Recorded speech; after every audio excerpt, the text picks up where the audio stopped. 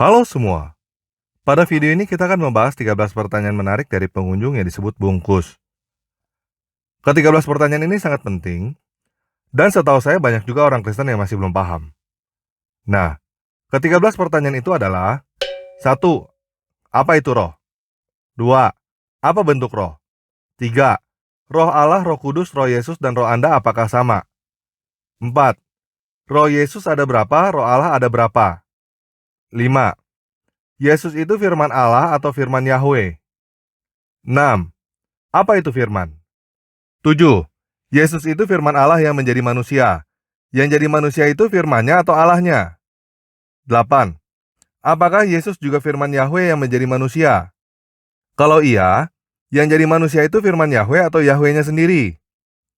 10. Apakah Yesus pernah melihat Yahweh? Dan apakah juga pernah melihat Allah secara langsung? 11. Siapa makhluk yang pernah melihat Allah dan pernah melihat Yahweh? 12. Adam dan para malaikat itu ciptaan Yesus-kah, Allah-kah, atau Yahweh-kah? 13. Tuhan kalau bahasa Inggrisnya itu apa? Nah, saya akan menjawab semua pertanyaan bungkus, namun tidak sesuai dengan urutannya. Oke?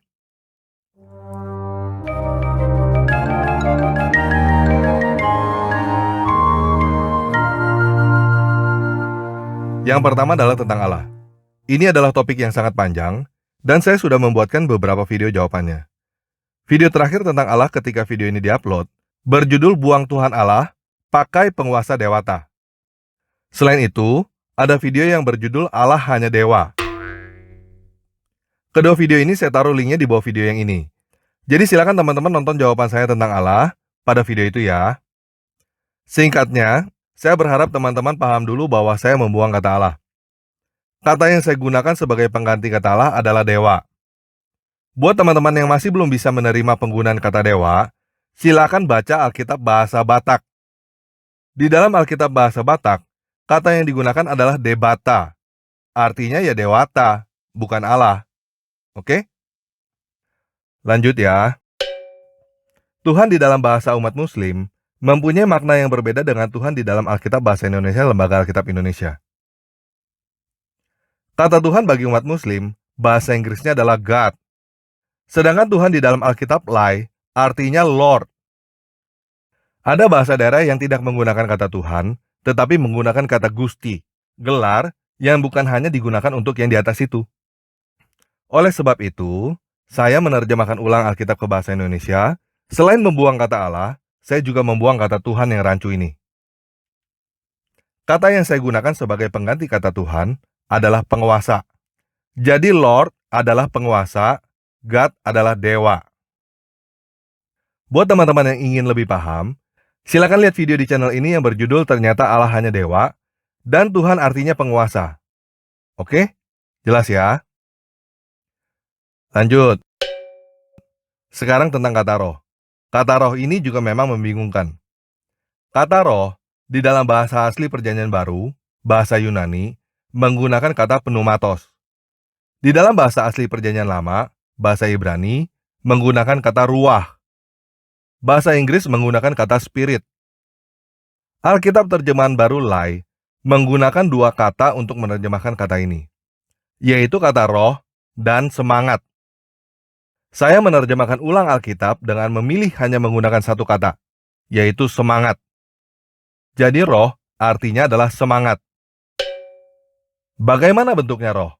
Langsung aja ya lihat gambar ini. Lihat perbedaannya? Nah, itulah yang namanya roh. Semangat. Supaya lebih jelas, kita belajar tentang trinitas manusia ya. Tubuh, jiwa, dan roh. Kalau tubuh mah kita tahu ya. Bagaimana dengan jiwa dan roh? Apa bedanya? Untuk memahami ini, kita belajar teknologi dikit ya. Nah, teman-teman punya handphone atau komputer kan? Kalau tubuh itu seperti hardware, roh itu seperti software, dan jiwa itu seperti listriknya. Komputer biasanya punya prosesor dan hard disk. Prosesor digunakan untuk mengolah data, dan hard disk digunakan untuk menyimpan data. Kita juga punya ini. Prosesor kita disebut kesadaran. Hard disk kita disebut ingatan. Nah, teman-teman pernah dengar gak kata AI? Artificial Intelligence. Kecerdasan buatan. AI adalah software dengan algoritma yang berbeda dengan algoritma biasa. Software AI adalah software supaya komputer bisa bikin software sendiri. Software ini didesain supaya komputer bisa belajar dan mengambil keputusan sendiri. Nah, kita jauh lebih kompleks daripada komputer. Tapi kurang lebih begitulah. Kita ini adalah AI-nya Tuhan. Bisa terima ya? Nah, sampai di sini saya mau bertanya nih sama teman-teman. Apakah ada yang bisa bantah saya bahwa manusia mempunyai kemampuan untuk menciptakan sesuatu? Nggak ada ya? Nah, kalau teman-teman udah paham bahwa manusia mempunyai kemampuan untuk menciptakan yang luar biasa, seharusnya teman-teman juga udah bisa paham bahwa Dia Sang Pencipta langit dan bumi menciptakan manusia seperti Dia. Kita bisa menciptakan adalah bukti bahwa Sang Pencipta menciptakan kita seperti Dia. Nah, teman-teman yang masih mau berkata bahwa manusia tidak mirip dengan Sang Pencipta, silakan balik ke zaman batu. Jangankan handphone kamu, jangankan lampu yang ada di rumah kamu. Rumah kamu itu pun ciptaan manusia. Jadi teman-teman yang gak setuju manusia seperti Sang Pencipta, silakan keluar dari rumah kamu. Hidup di hutan, dan jangan pakai otak kamu untuk membuat sesuatu. Karena ketika kamu membuat sesuatu, kamu menjadi pencipta. Dan kamu menyamakan diri kamu dengan Tuhan. Oke? Paham ya? Gimana? Manusia mirip gak dengan Sang Pencipta? Kalau kamu masih bilang gak mirip, mending kamu tutup YouTube ini sekarang aja deh. Percuma lanjut dengerin video ini, kamu gak akan ngerti. Langsung aja keluar dari rumah dan hidup di hutan sekarang. Ya?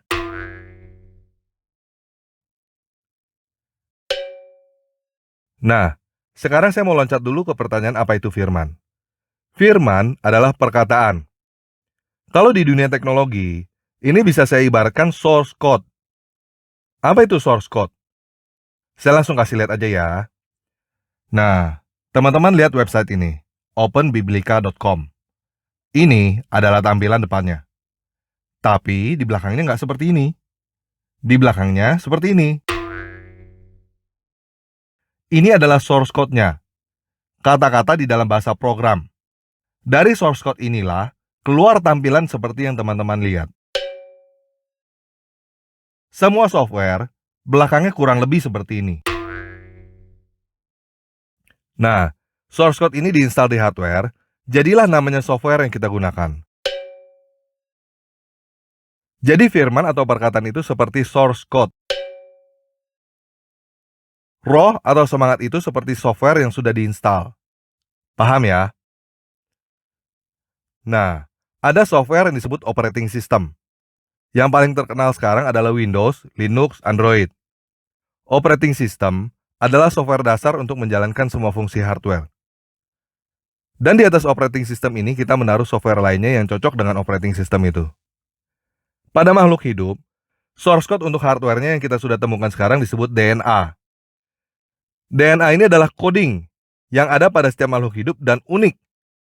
DNA mengatur terbentuknya hardware, tubuh. Jadi bentuk tangan kamu, warna kulit kamu, ketebalan rambut kamu, semuanya sudah di-coding di dalam DNA. Dan perkembangan teknologi sekarang ini sudah sampai rekayasa genetik. Jadi DNA sudah mulai bisa diedit oleh manusia. Jadi mungkin suatu saat nanti, pada zaman anak cucu kita bisa milih anak kita mau rambutnya warna apa. Mengerikan. Jangan khawatir. Nasi dan lauk yang kamu makan, itu juga sudah hasil rekayasa genetik semua. Oke? Jadi tidak ada yang perlu dikhawatirkan. Kalau kamu nggak setuju dengan rekayasa genetik, silakan tinggal di hutan ya. Nah, seperti yang saya katakan sebelumnya, kita ini adalah AI-nya Tuhan. Kita diberikan software khusus untuk belajar dan mengembangkan operating system kita sendiri. Itu sebabnya kita selalu belajar. Mulai dari bayi kita sudah belajar. Nggak ada bayi manusia yang lahir langsung bisa berjalan kan? Software khusus kita itu yang disebut dengan roh manusia, semangat manusia. Dan tiap manusia softwarenya unik, berbeda dari manusia yang lain. Software kita itu punya kemampuan untuk membuat source code, membuat perkataan. Ini adalah perkataan kita, firman manusia. Perkataan kita ini bisa mengubah semangat kita sendiri dan bisa mengubah semangat orang lain. Sampai di sini udah paham ya? Gini, kita lihat contoh aja ya. Kita saksikan perkataan Ustadz Munsir Situmorang. Saksikan betapa sintingnya orang ini. Ibu lihat Al-Baqarah surat 2 120. Orang Yahudi dan Nasoro tidak akan pernah senang kepada kamu. Berarti benci. Kalau nggak senang, benci kan Bu? Sampai kamu mengikuti millatahum. Orang Yahudi dan Nasoro tidak akan pernah senang melihat kamu sampai kamu murtad mengikuti agama mereka.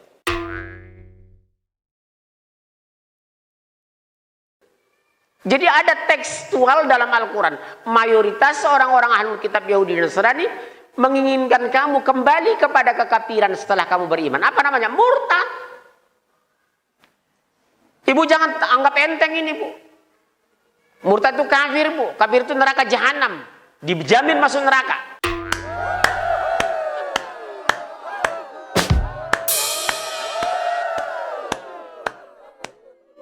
Langsung di brainwash, cuci otak. Lihat anak-anak kita.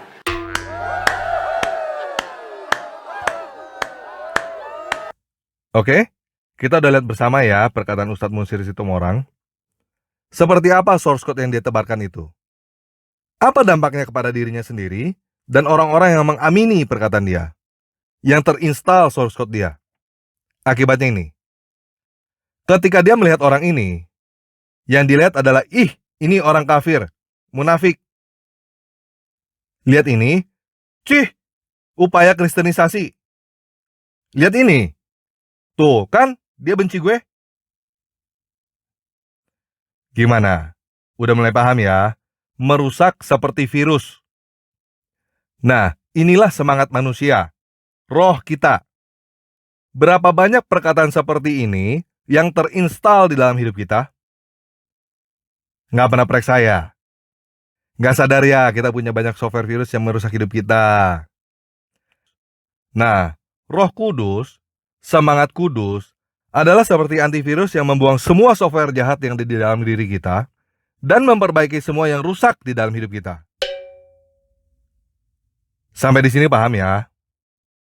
Nah, sekarang saya mau menegaskan lagi tentang firman, tentang perkataan. Belum lama ini, kita menyaksikan peristiwa Pak Ahok di penjara karena mengutip surat Al-Maidah kan? Terlepas apapun dari opini kita, ada satu hal yang ingin saya jelaskan. Pak Ahok nggak bisa berkata, itu kan perkataan saya. Perkataan saya itu bukan saya. Penjarakan aja perkataan saya itu. Ngerti gak maksud saya? Perkataan Pak Ahok adalah Pak Ahok. Perkataan kamu adalah kamu. Perkataan kamu itu pada mulanya ada di dalam kamu. Perkataan itu keluar dari kamu. Dan perkataan itu adalah kamu. Gak ada orang yang berkata kepada kamu, bro, gue percaya sama lo, tapi gue gak percaya sama omongan lo. Paham gak? Kamu gak bisa ngomong, kamu percaya kepada seseorang, tapi kamu gak percaya sama omongannya. Kalau kamu gak percaya sama omongannya, ya berarti kamu gak percaya sama dia. Setuju ya? Nah, itulah yang dimaksud di dalam Yohanes 1 ayat 1 yang bahasa Yunaninya berbunyi, en arche en hologos, kai hologos en prostonteon, kai theos en hologos. Perkataan itu ada di awal, dan perkataan itu ada pada sang dewa, dan perkataan itu adalah dewa. Kalau kamu bilang kamu percaya kepada Tuhan, kamu dengerin omongan Tuhan. Kalau kamu nggak dengerin omongan Tuhan, kamu nggak percaya sama Tuhan. Perkataan Tuhan adalah Tuhan. Oke? Nah, bagaimana bentuknya perkataan? Yang gampang kita tahu ada dua kan? Ada lisan dan tulisan. Ketika saya membuat video ini, yang pertama saya lakukan adalah menuang perkataan yang ada di dalam pikiran saya secara tertulis. Setelah itu saya rekaman dan poles. Lalu saya upload ke YouTube. Dan sekarang, kamu mendengarkan perkataan saya. Yang mana perkataan saya? Yang saya tulis atau yang kamu dengar? Ya, semuanya. Perkataan saya keluar dari saya. Perkataan Tuhan keluar dari Tuhan. Karena perkataan Tuhan keluar dari Tuhan, perkataan itu disebut anak. Tuhan disebut Bapa. Kalau kita mendengarkan perkataan Tuhan, kita mendengarkan Tuhan. Kalau kita mendengarkan anak, kita mendengarkan Bapa. Sampai sini paham ya?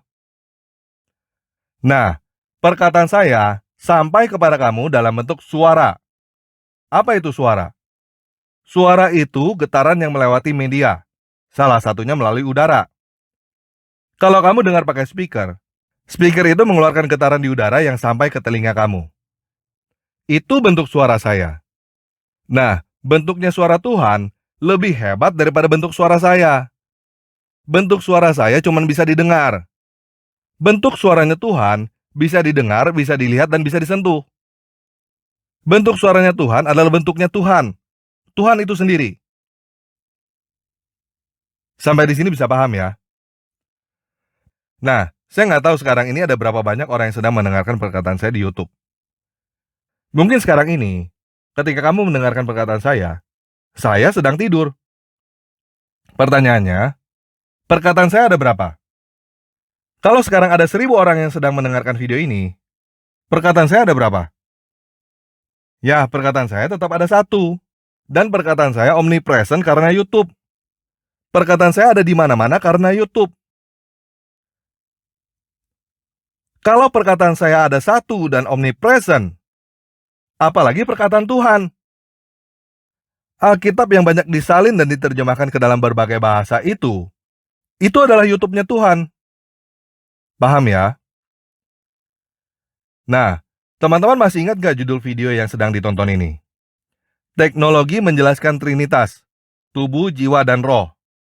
Ini adalah judul perkataan saya yang sedang kamu dengar. Judul perkataan Tuhan yang datang ke dunia sebagai manusia dan disalibkan itu adalah Yesus, Yahweh menyelamatkan. Bisa paham ya? Yesus adalah judul perkataan Tuhan, nama firman Tuhan yang menyelamatkan manusia dari kematian. Yahweh adalah judul perkataan Tuhan, nama firman Tuhan yang menyelamatkan bangsa Israel dari Mesir. Nama Yesus, nama Yeshua, artinya bukan hanya dia ada, tetapi dia adalah yang menyelamatkan. Itu sebabnya nama Yesus dipilih Tuhan sebagai nama di atas segala nama, judul di atas segala judul. Nah, kayaknya masih banyak teman-teman yang masih bingung nih. Kayaknya masih ada yang mau bertanya, jadi yang disalibkan itu bukan Tuhan dong? Sekali lagi ya, video saya adalah perkataan saya. Jika kamu memuji video saya ini, kamu memuji saya. Jika kamu menghina video saya ini, kamu menghina saya. Yesus adalah perkataan Tuhan. Jika kamu menghormati perkataan Tuhan, kamu menghormati Tuhan. Jika kamu menyalibkan perkataan Tuhan, kamu menyalibkan Tuhan. Paham ya? Nah, siapa yang pernah berjumpa langsung dengan Tuhan? Pertanyaan ini sama seperti bertanya siapa yang pernah berjumpa dengan saya secara langsung. Bukan dengan video saya. Betul kan?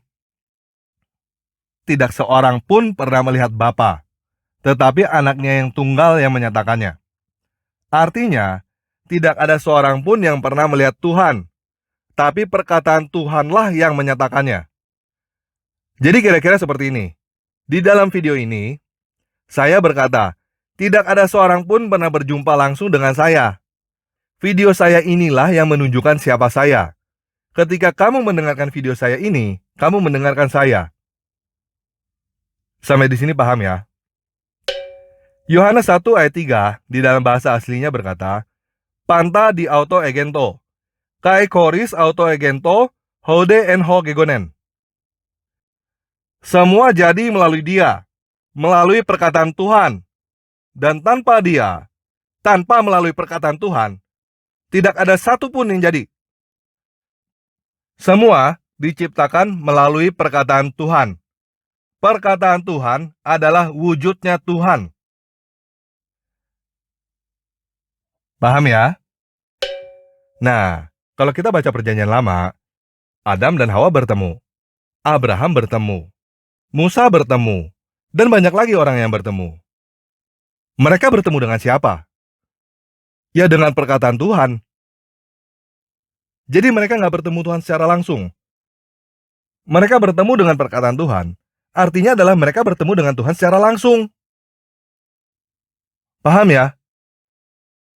Nah, apakah hanya orang-orang yang ada di dalam Alkitab yang pernah bertemu dengan Tuhan? Tidak. Perkataan Tuhan adalah omnipresent. Jadi, kamu juga bisa bertemu dengan Tuhan.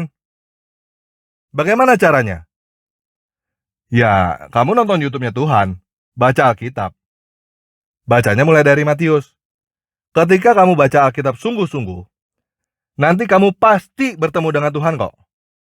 Dan bedanya dengan Tuhan tetangga, untuk bertemu dengan Tuhan yang ada di dalam Alkitab, kamu nggak perlu tunggu mati dulu. Kamu bisa bertemu dengan Tuhan sebelum kamu mati. Oke? Paham ya? Udah terjawab semua ya pertanyaannya? Sekian video kali ini. Yesus Kristus penguasa saya memberkati kita semua.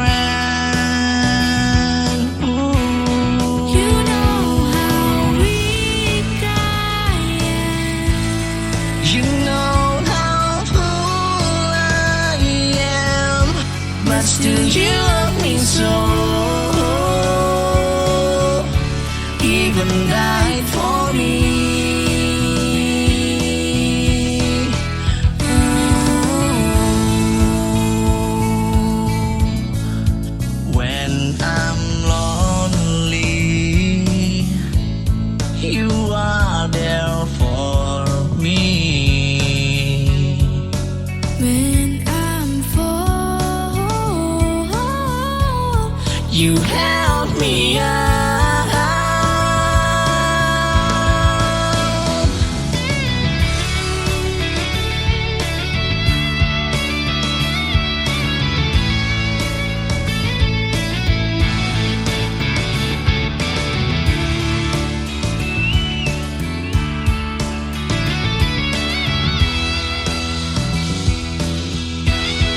You are my shelter.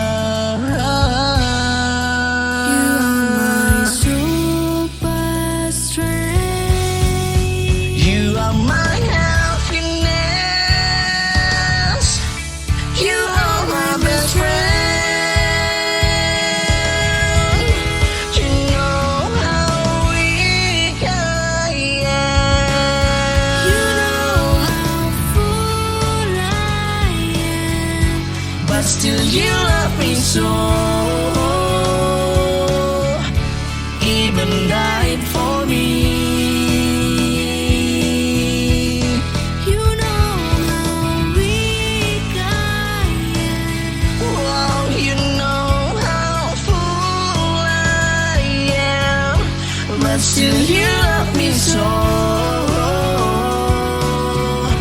Even died for me.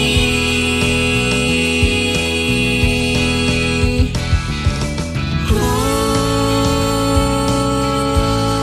you know how fool I am, but still you love me so.